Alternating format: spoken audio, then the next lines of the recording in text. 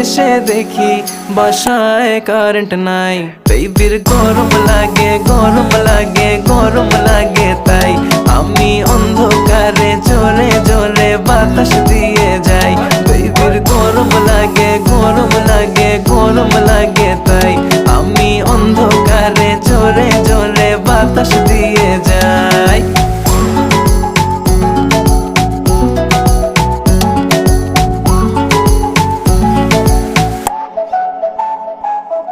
বাসায় বলে দাও চার্জ তোমার ফোনে নাই।